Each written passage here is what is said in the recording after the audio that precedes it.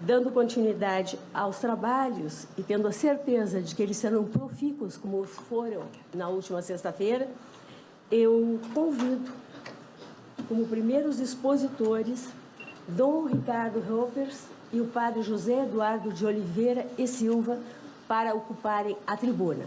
Terão o tempo de 20 minutos e a divisão fica a cargo, senhores. Ricardo Ropers é doutor em Teologia Moral pela Academia Alfonsiana da Universidade Lateranense, em Roma, na Itália, mestre em Bioética e em Educação, especialista em Bioética pela Faculdade São Camilo e especialista em Linguagem e Catequese Especial, Instituto Monsenhor Raspante, Argentina, graduado em Teologia, licenciado em Filosofia pela Universidade Federal do Paraná. Dom José Eduardo de Oliveira e Silva é licenciado em Filosofia pelo Centro Universitário Assunção e doutorado em Teologia pela Pontifícia Universidade da Santa Cruz, em Roma.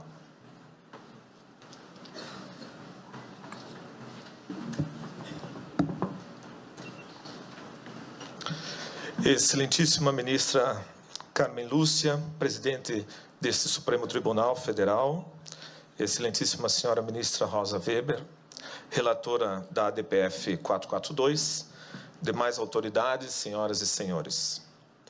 Eu quero iniciar com um ato de agradecimento à senhora excelentíssima ministra Rosa Weber, que no primeiro dia e hoje também desta audiência, a senhora reconheceu que trata-se de um tema jurídico delicado, sensível, altamente polêmico, enquanto envolve razões de ordem ética, moral e religiosa. Mas, infelizmente, querem nos desqualificar como fanáticos e fundamentalistas religiosos que impõem sobre o Estado laico uma visão religiosa. Onde está o fundamentalismo religioso em aderir aos dados da ciência que comprovam o início da vida desde a concepção? Onde está o fanatismo religioso em acreditar que todo atentado contra a vida humana é um crime? Onde está o fundamentalismo religioso em dizer que queremos políticas públicas que atendam à saúde das mães e dos filhos? Por isso, a CNBB, Conferência Nacional dos Bispos do Brasil, reitera sua posição em defesa da vida. Esta vida humana, com toda a sua integralidade, dado científico, com toda a dignidade, artigo 1º da Constituição, com toda inviolabilidade, artigo 5º da Constituição, desde sua concepção até a morte natural. Isso é o mínimo de razoabilidade aceitável que nos permite estar aqui para discutirmos este tema com a recto ratio. Não podemos tratar o assunto negando, deletando, ignorando a existência do bebê. Parece que estamos falando de uma vesícula biliar, de um rim, de um adendo que precisamos extirpar, que está causando a morte das mulheres. O foco está errado. Se é um problema de saúde pública, deve ser tratado e solucionado como tal. Mas não foram poucas vezes que eu vi nesta audiência a ideia de que é necessário que a mulher supere e transcenda a imposição do papel materno. A ideia do desengravidar as mulheres. Isso, excelentíssima ministra, não tem nada a ver com os artigos 124 e 126 do Código Penal.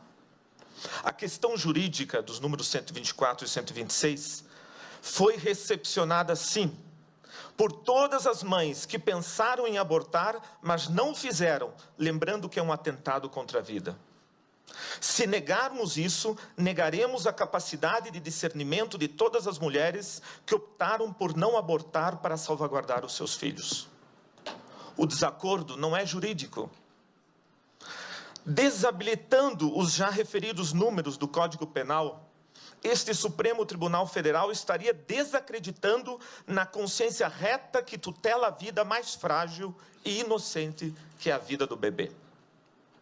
O problema é que ninguém quer nominar esse inocente.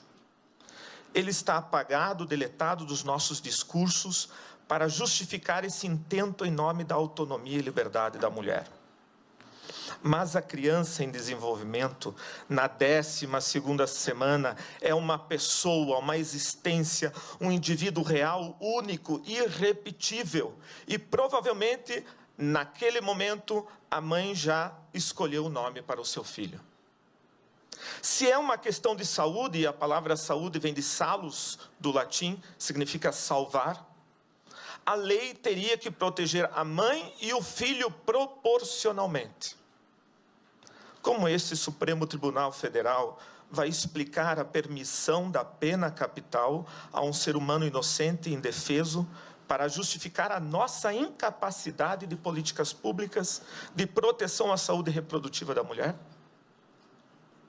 É assim que o Supremo Tribunal Federal vai garantir a inviolabilidade do direito à vida, dando uma arma chamada autonomia, para que homens e mulheres, no seu bel prazer, interrompam a vida das crianças até a 12ª semana, sem precisar dar nenhuma satisfação do seu intento predatório.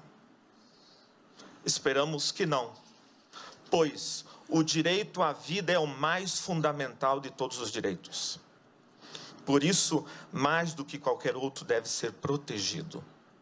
Ele é um direito intrínseco à condição humana e não uma concessão do Estado. Os poderes da República têm a obrigação de garanti-lo e defendê-lo. E não compete a nenhuma autoridade pública reconhecer seletivamente o direito à vida, assegurando a alguns e negando a outros. Essa discriminação é iníqua e excludente.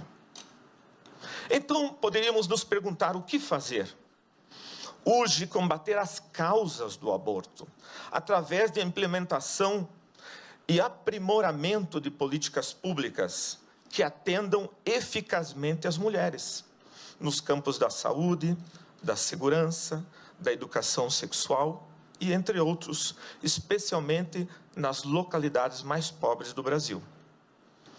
Mas isso não é matéria para ser discutida nessa Suprema Corte, e sim no Legislativo. Em todo caso, eu convido a senhora, excelentíssima ministra Rosa Weber, que antes de tomar sua decisão, conheça pessoalmente ao menos uma das casas pró-vida que começam a se espalhar pelo Brasil. Nelas, a senhora não vai encontrar só mulheres que recepcionaram os números 124 e 126 do Código Penal, mas também encontrará os seus filhos, que elas não abortaram, dizendo: obrigado, porque vocês me deixaram viver. A senhora poderá mostrar ao mundo que nenhuma sociedade democrática está condenada e obrigada a legalizar o aborto